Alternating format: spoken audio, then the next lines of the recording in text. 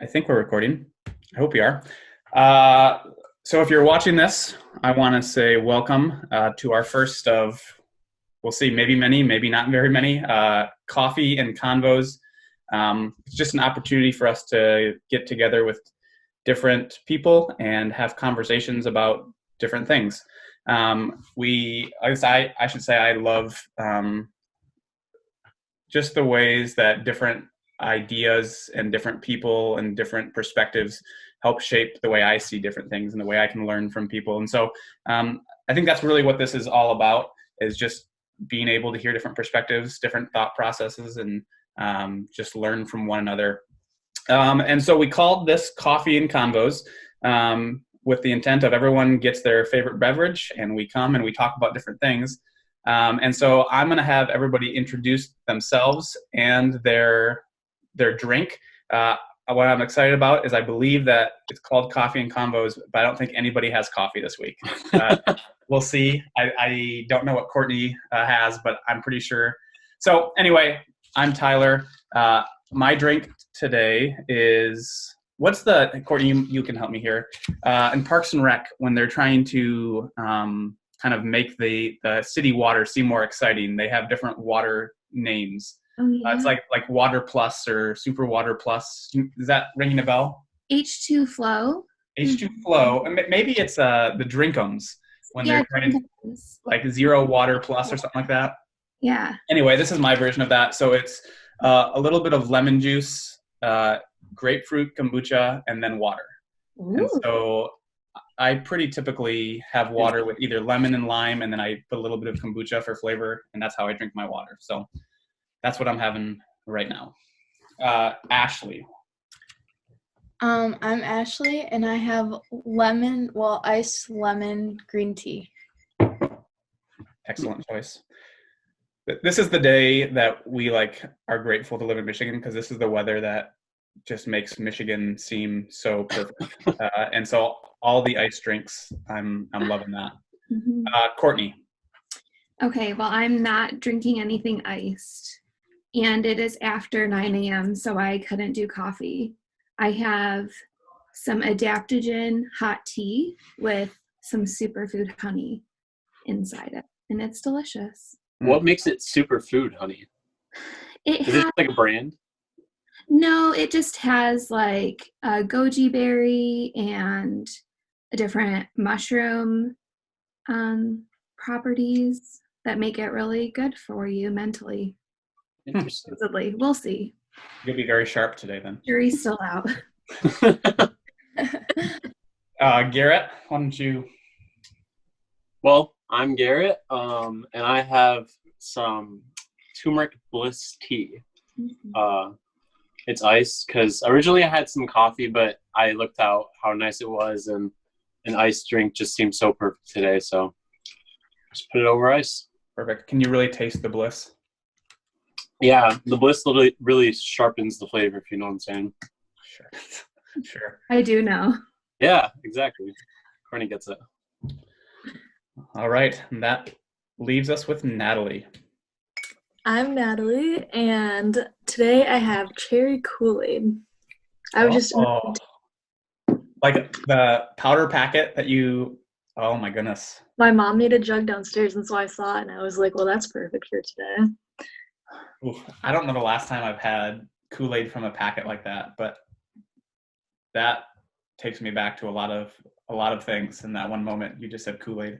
Yeah.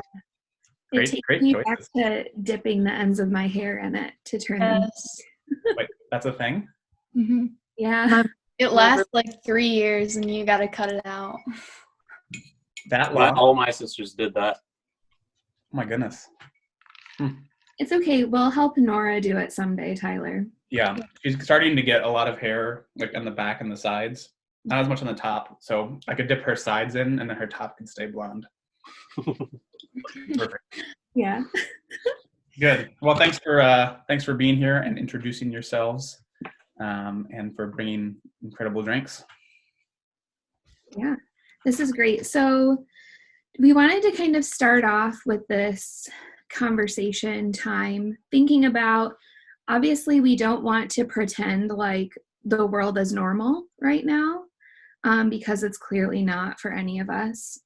And I think this time, more than any time in my life, and there have been periods in my life where I've had to step back from different things and it's really given me some perspective, but I've never been like forced to bring my entire life to a halt. And that situation has really caused me to think a lot about the things that are important to me and the things that I value and how I use my time and what my priorities are.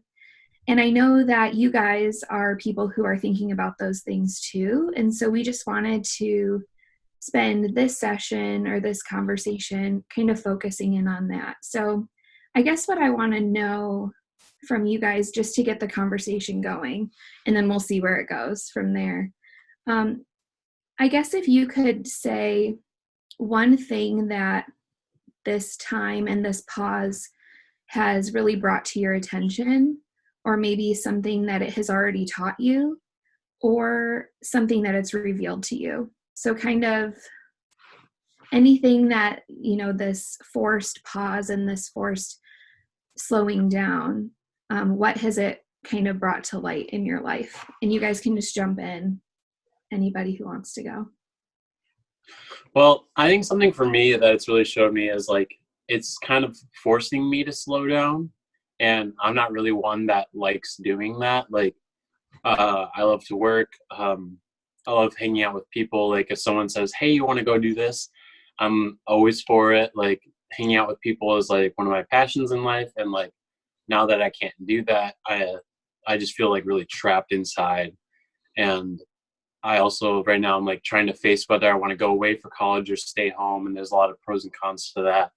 And I'm also trying to figure out what I want to do in life and all of this. And I was actually talking to Tyler last night, and he just kind of reminded me like, you just need to take a second and breathe. Like you got some time. Like, so since last night, I guess it's just kind of like reminded me that I just need to slow down and kind of think things through and just be able to relax and be in the moment and just kind of enjoy. Can I ask, Garrett, when you say that you use the word, it makes me feel trapped. When you feel that, do you have a notion to try to like push and break through that trap feeling? Or is that for you something where you like recognize, okay, I want to slow down and I want to pause here and I want to try to reflect, like, why am I feeling trapped? Like, what is it about my life that this is so, I mean, it's abnormal for all of us. Right. But do you see it as something that you need to like push through, or something you want to kind of lean into to figure out how you feel and how you're processing through it? I feel like I should be doing more processing, but I'm just one of those people that is not very good at showing emotion and like talking about it. Like I'm an emotional person, but I'm also bad at showing emotions. So for me, it's like really hard to like sit down and like be honest with myself on why I feel trapped, why I feel so anxious, like just trapped in here all the time. So I'm constantly like trying to keep myself and my mind busy to just like push through the moment and like get out of this space. But like I know I really should be like trying to understand like my mentality through all of this better and understanding myself. Cool. Thanks for sharing. Yeah, Garrett, I just want to say, I think it's okay to be in the space that you're in.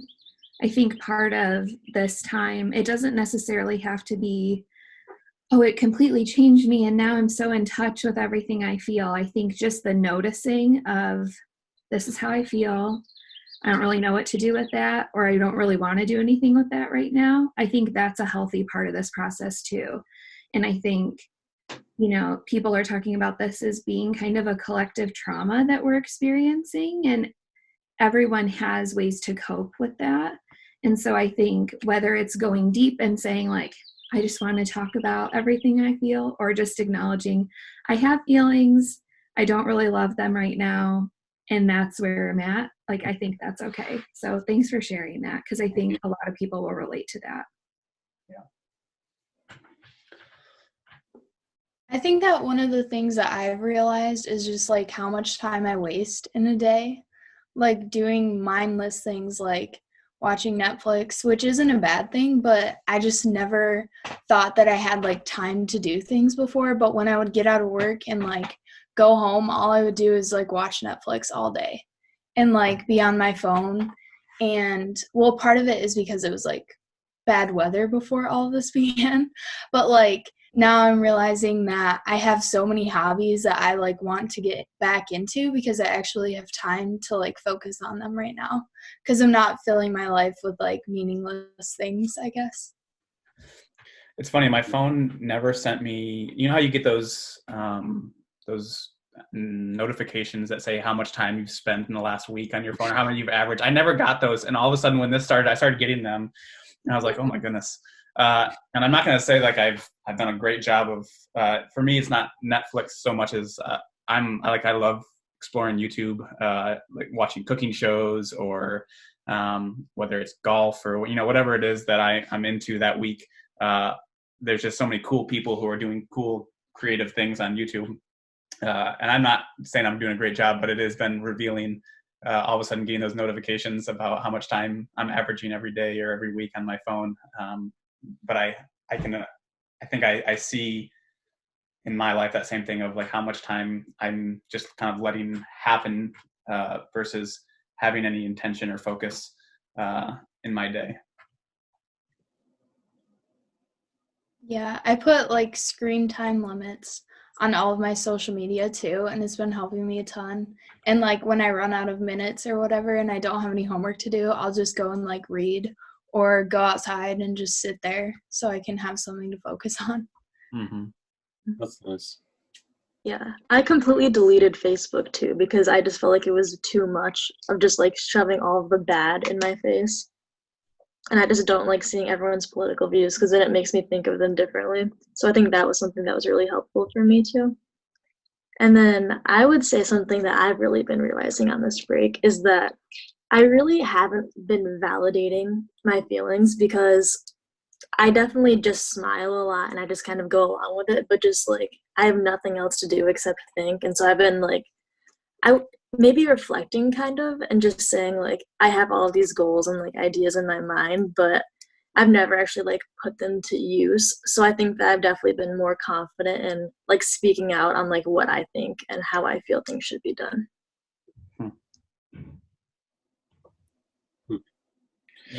You talked about just feeling like all you have is time to think right now. Is that a space that's easy for you to go to, that reflective thinking space, or is that something that you naturally try to avoid, just having like being alone in your thoughts? Definitely both. I go through phases a lot. When you said that, it instantly took me back, and I don't know that I have remembered this on my own. But several years ago, I was driving back from North Carolina. I had visited my brother, and I was with my friend Joey, and we were driving back to Michigan. And we left, I want to say we left at like 8 or 9, 10 p.m. So we were going to plan on driving through the night and get back sometime late morning. And Joey had fallen asleep, and I was driving through the mountains in Virginia or somewhere. I didn't know where I was at all. But I remember driving at like 3 a.m. There's no one that was awake that I could call. I felt like I had listened to most of the music on my phone that I wanted to listen to. And I remember like just finally turning off the radio. Joey was asleep, and I was by myself. And this weird feeling of I have for the last however many years, like any moment I've had, I've tried to fill with something because I don't like that time when it's just me and I'm like forced to reflect and think.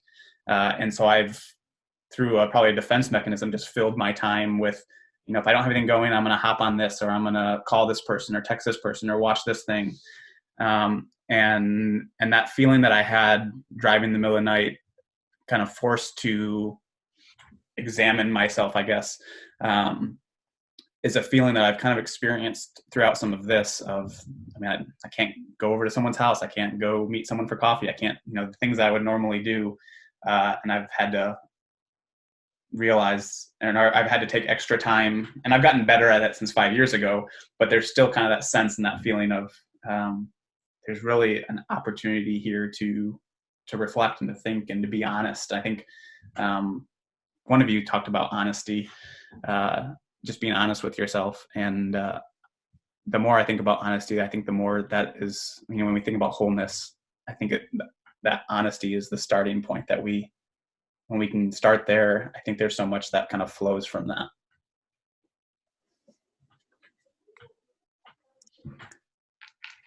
Yeah, I think also when I look back over my life, it's been like the moments of deepest pain for me that have driven me to that place of contemplation, and those moments of feeling deep loss and isolation have been what has propelled me into, and not always, because I don't always like to face those things.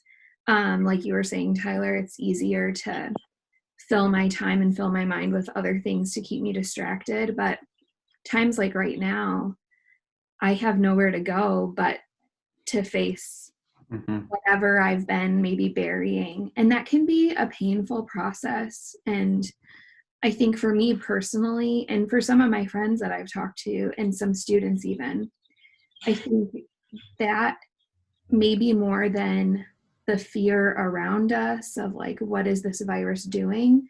The pain of confronting our losses and maybe the grief that we feel is a little bit harder to deal with right now. Right. I wonder for you all to kind of reflect on, I guess, or talk to us about when you think of priorities or things that you want to say, these are the things I value in my life. Would you say, I think all three of you have acknowledged, or four of you have acknowledged in some way, that this time has caused you to kind of think about what's important, what you value. You could say what your priorities are. But had you ever in your life spent time like consciously thinking, these are my top 3 priorities. These are the 5 things that I want to give myself to. Have any of you had that experience before? Maybe not consciously, but like, I think there's been times where like something will come up and I'll like have a quick thought, like what is this all like going towards, or like something like that, or like I guess you could say priorities. Like, what are my priorities in life? And I have like a weird time thinking about that because I am still unclear about like what they are within like the last couple of years. Like obviously like I'm like just a really big people person. So my like one of my main priorities is being with people and like building relationships and stuff like that. And another priority of mine is like my faith and stuff like that. But I have like a really hard time like coming up with other priorities because I don't know what they are yet. And I think that's something like, I think it's okay for if people are out there just not knowing what is super important to them in life. Like, I think people should have time to be able to figure that out and stuff like that. So I think it's like now is a really good time for me to try and like just slowly think about like my priorities, because like I've always thought about it and I've always thought it was different things like school or this or that. But in the end, I don't know, just one of my biggest priorities is my relationship with people and how my faith reflects that and how I interact with others. So.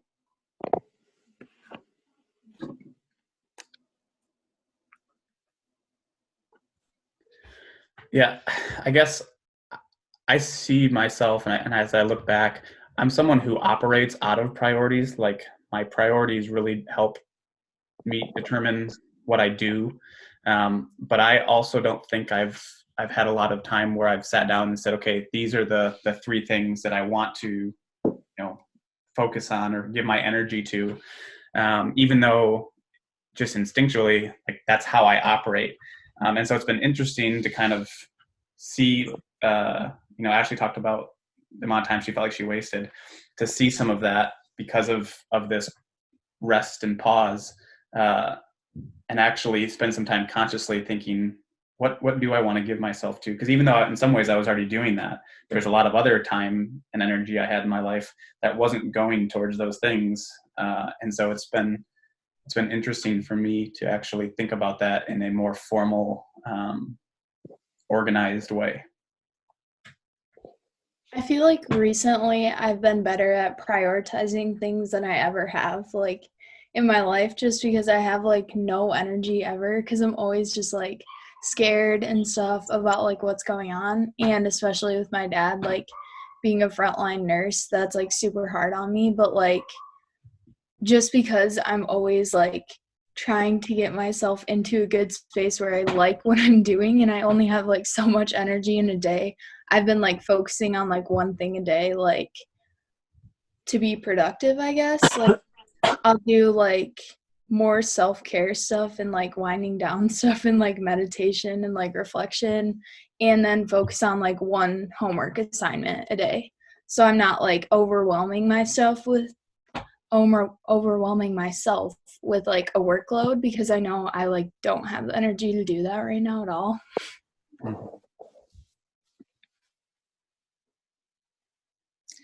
Yeah, I would say at the beginning of the quarantine, I was much more negative about the whole situation. Like, this is going to be such a waste of time.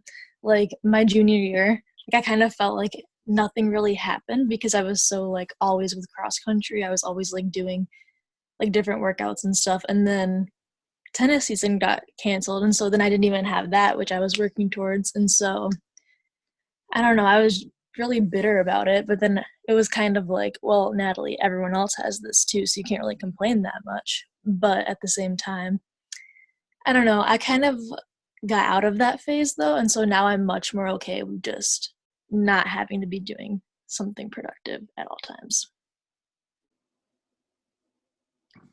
I think that being productive can become a priority in and of itself in our lives. So much so to like, we can get to a point where we don't even know what we're trying to produce. Like, but as long as I'm making something or achieving something or doing really well at something, I'm doing okay. And so now to not even have that be an option, really, like you can try and continue to produce, but like you said, Ashley, a lot of us don't have the energy or the capacity to do that right now. And there aren't a lot of external things that we can be achieving or producing right now. So I think for those of us that might kind of have that addiction to doing productive things, like I'm not going to sleep in on Saturday because I need to get up and run, because like for me to sleep would be a waste of time, or, you know, those different feelings. Now, perhaps we can have a different perspective shift and in looking at, you know, is being productive my main priority in life? And I know for me, that's something I've had to think about a lot. So I resonate with what you guys are saying. Yeah, and I think beyond like just the five of us saying the idea of wanting to be productive, like we live in a culture that idolizes production maybe above anything else. Like, what can you produce or what can you accomplish? And that's me. Like I'm a doer. I like to be able to look back and say, these are all the things that I finished today or this week. And at the beginning of this, I've kind of gone through like the first couple of weeks, it was fine. The next couple of weeks were really hard for me because I started to really experience like this could go on for a long time. I think I'm at a better spot now. But at some point along the way, I read an article and talked about like during this time, whatever you think like your normal, like this is what I want to accomplish, like just cut that in half, because it's going to give you some freedom to not have to worry so much about how much you're accomplishing, what you're achieving. And just as Courtney and Natalie were sharing, I started to think, so if production is kind of like the way that the culture pushes us, like, you know, as students, how are your grades? What have you accomplished in school? What are your extracurriculars? If that's kind of where we sense being pushed, what is the other side of production? Like what's on the other end of that spectrum that maybe is a a healthier place to think? And I don't really know, so I'd love to hear some of your thoughts on what you think the opposite of production could be. I feel like it's like restfulness, kind of like we talked about a little bit this year, like at the beginning of the year with you, Tyler, and stuff. And also like we had the a weekend retreat thing with Pastor Rashonda, and she talked a lot about rest, and that's like what I've been resonating with recently, because it's so easy to like get lost in all of these thoughts, but when you think about it, like God is literally providing us with like time to rest and like reflect on what we're doing, and we don't have to produce, but like rest isn't necessarily a bad thing. It's like societally not like prioritized because they don't think it's like important to not be productive, but for us it's like good to focus on that right now. Right. I think I really liked what you said, that we live in a society where it's not a priority to be restful, and I think that's like really sad, because I think there should always be a healthy balance between the two, but that's just not how we as humans work. We don't want to admit that we should take a break and be able to slow down to like to kind of like take things in and kind of just realize what's going on in the world around us.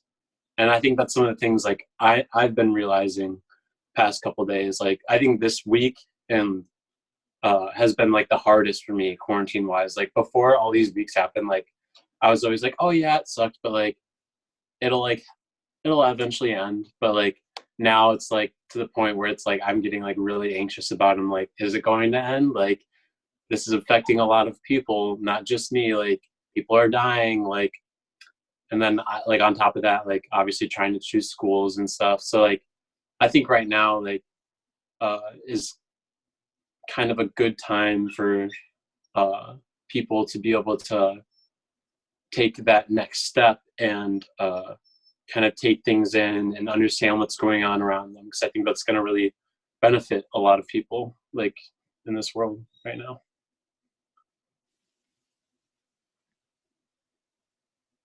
Yeah, and definitely I would think like reworking the mindset of, instead of being productive, being intentional about what you do choose to do.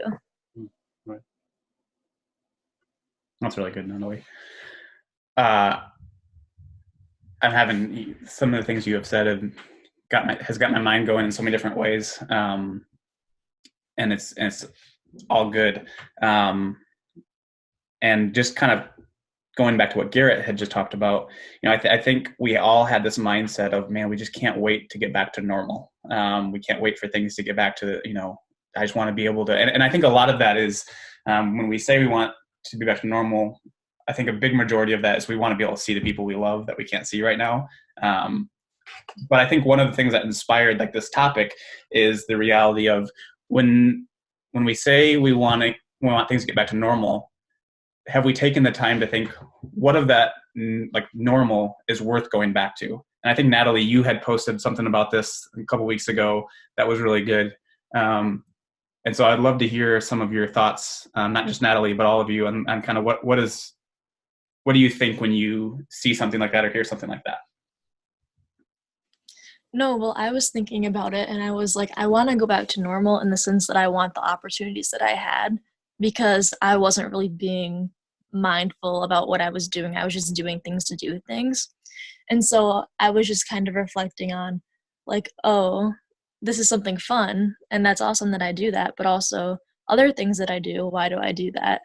Or maybe even people that I don't really talk to as much, like, or people that I do talk to and I'm just like, this is not a very good relationship anymore. Like, why am I stuck in this? Why do I want to be stuck in this just because I'm used to it? Like, just because there's time to something doesn't mean that there's value to it. And so, I don't know, just reworking what I want to do. Yeah, Natalie, I think the key word that I heard you use is mindful. And you said intentional a little bit ago, but I think if anything, this time has given us the chance to kind of get off of autopilot and get off like the hamster wheel of life in America specifically, and to really take a step back and say like, okay, and maybe it is, I love to produce things and make things, but I bring this mindfulness to it and this care to it, that it's not just the quantity of how much I can do, but it's the passion that I can put into something, or it's like the intentionality that I can put behind that production. So I think hearing you say being mindful, I think for a lot of us, that's going to be what helps us as we try and figure out what we want to get back to after this. Sorry, I also want to hear from Ashley and Garrett, but I wanted to jump in for a second.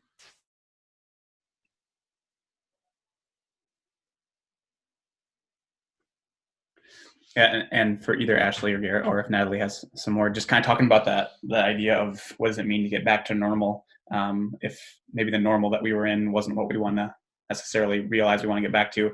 But even in that, going back to a little bit of what Ashley was talking about, and the idea of rest being maybe the opposite of production. And I think you, Garrett, talked about this a little bit, is it's not like it's either or, but maybe there's a balance or some way that, and I remember hearing at one point that a lot of times we think of rest as a thing we do to get back to what really matters. Like the work and the production is what matters. And when we can't do that any longer, we rest, but only in order to get back to that.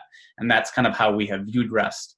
But viewing rest is not something that's just like a placekeeper so that we can get back to producing, but rest is something that really enlarges our capacity for imagination and creativity, and our capacity for love, and part of, rest as something that is essential and created in who we are as human beings. Like human beings aren't created just to go and produce, but also to experience rest. And I think, how much in this time I've had to learn how to rest, because I recognize that in the mundane of just kind of going through without intention, I've lacked creativity, and I've lacked some of that inspiration. And I think some of that is I'm inspired by people when I'm around them, and so not being able to be around people is hard to feel super inspired and super creative. But I think a lot of that creativity also comes back to what Natalie talked about, is that intention of purpose. And so I see myself being more creative as I can be intentional, not just in doing things, but also in resting.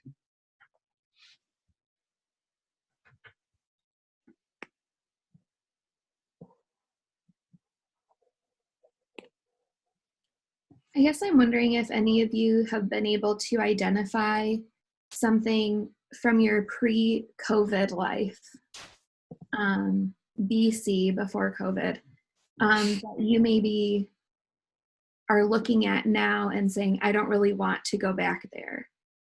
Is there anything like that for you guys?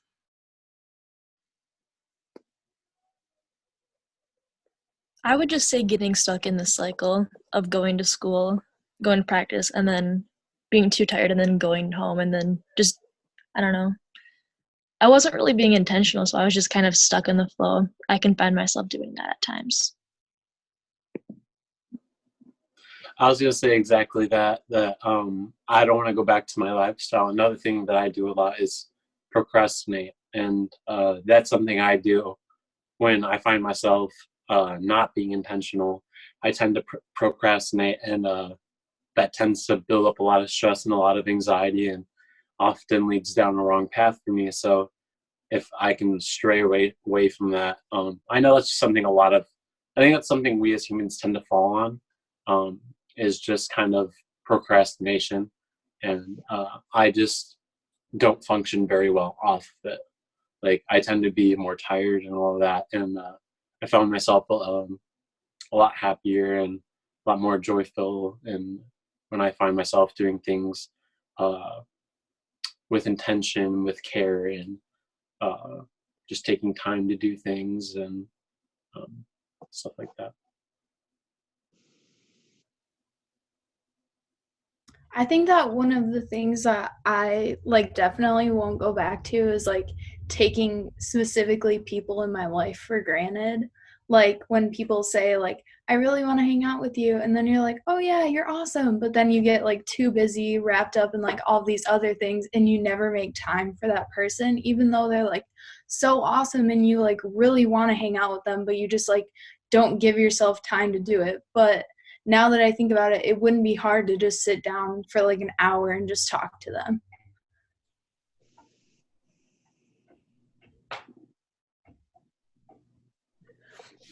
And I guess one thing I wonder, as I hear all three of you articulate that question really well, is, the reality is at some point, Natalie, you'll probably go back to school and have practices. And so in some of the ways, like the schedule is going to come back. And so that doesn't, we have so much time right now to, be mindful and to be reflective. But eventually there may be some sense of routine that comes back that, we don't really control. If we go to school, and if you're playing sports, then you go to practice, or you're doing music. But I wonder, when you do get back to a schedule, and if you find yourself feeling like you're in that cycle of, I think someone said cycle of just kind of going through, how have you found to give yourself grace to recognize it and maybe then reevaluate and reorient yourself back to the things that you value? Have you found any, or has this caused you to like learn any new experiences of giving yourself grace and giving yourself some space to not do everything perfect or not have it all figured out? Has that been anything that you've experienced so far?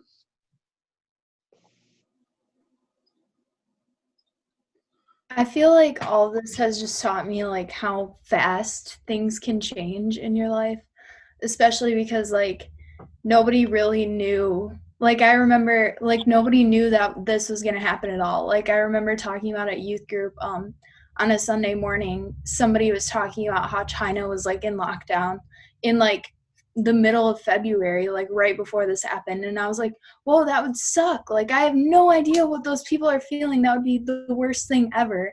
And now like I'm in it and I'm like, this is like an awesome opportunity for me to be like, okay, like, let me step back and like look at where my life is going, but I'm not going to plan everything out because everything can just change in an instant. So it's not really worth it to like think that far ahead because I just have to live things out sometimes. One thing I really like that Ashley just said is not planning ahead. Like obviously it's good to plan ahead, but like have some sort of plan, but like being able to just kind of like live life a little bit and be able to like enjoy the moment you are in with people, whether it's going to hang out with friends or stuff like that, being able to just be flexible with what you have. I think that's a very good thing to like be able to do, because that way you don't miss out on opportunities that you could have if you were just like very straightforward and didn't want to have anything to do with outside of your life, stuff like that. Yeah, I was watching a YouTube video the other day, and it was talking about how after we work so hard, we expect it to be easy. So the analogy they had was a guy was running on the beach, and then he ran upwards, and then coming back down, the tide came in, so it was even harder after he'd already ran through the sand. And so it was talking about how when we expect it to get easier, it helps to feed into like the victim mentality. And so I think that was something too that was important.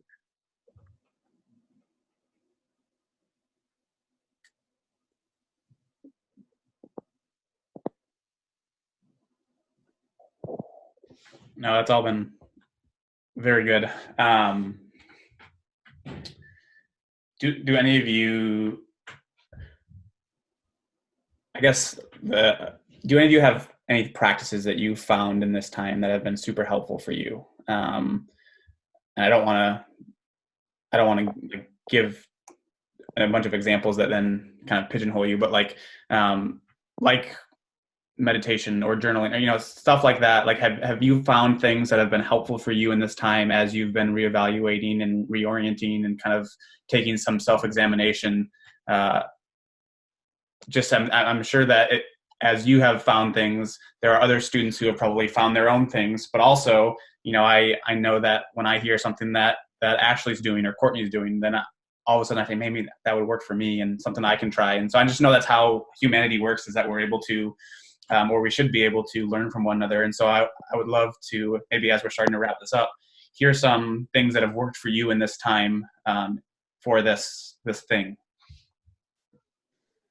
One thing for me is I really like that we're doing this, because one of my things that helps me a lot through this time is hearing other people's thoughts and just talking through things with people. I find just conversations are really valuable to me and like very precious. And I think this is a really good time to have conversations with people that you maybe usually don't talk to, or you have their number and you're like, hey, I want to reach out to them. There's always people out there that offer something that you wouldn't expect. I know some of my closest relationships with people I just never would have thought was ever going to happen.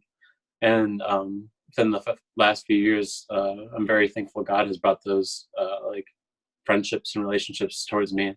And I think that's something very helpful for me. Another thing that I like to do is just find songs that are like meaningful to me, or have words or lyrics, maybe even poems. I find really a lot of value out of poems, verses, lyrics, stuff like that, or just jotting ideas down. That's another thing.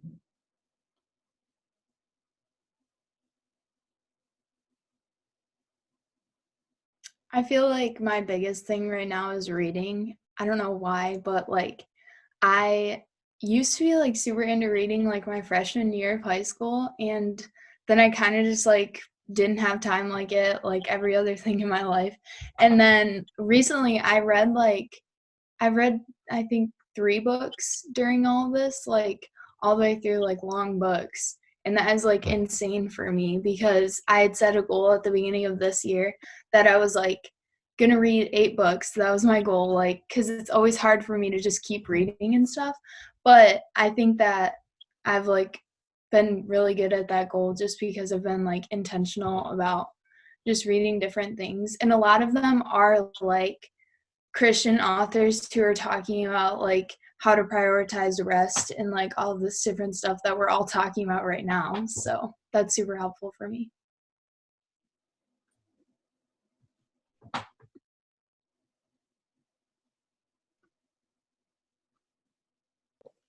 No, exactly what Ashley said about me finding like things that I used to do. Like I used to bake all the time and I'm getting back into that. I went through a phase last year where I was really into watercolor painting, and so I've been doing that a lot more. But I've also found myself kind of catching myself like, am I doing this because I'm enjoying it or just to keep myself busy? And so I think that's important to consider too. That's really good. Courtney, do you have any closing thoughts or anything before I hit the record button so it stops? Not really, but I'm really thankful for you guys for getting on this call with us and sharing with us. And I think, these conversations that we're having are going to be so important, not just while we're quarantined, but to continue them after. And like Tyler was saying, when we don't have the option to not go to work and not go to school, and how can we help each other remember the things that we learned in this time? So I just want to thank you guys for being willing to put yourselves out here and to share with us, because I think it'll be really cool in 4 months, 6 months, 5 years to find this on YouTube and remember all the things that we were thinking about and the ways that we were being shaped during this time. So I'm really thankful that you guys shared with us today. No, I affirm all of that. I'm grateful for all of you and your wisdom. The things that you have said are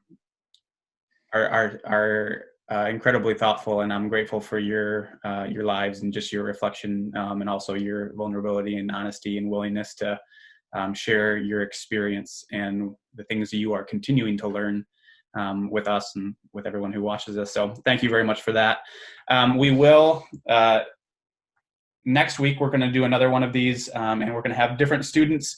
We're going to be talking to some seniors and specifically talking about how they have experienced or dealt with the senior year, especially the spring, not really going the way they thought it was going to go. So we hope you can tune in next week. I think it's going to be a great discussion. And again, thanks for you three for being here, and for everyone who's watching. Appreciate it. And we'll see you next time.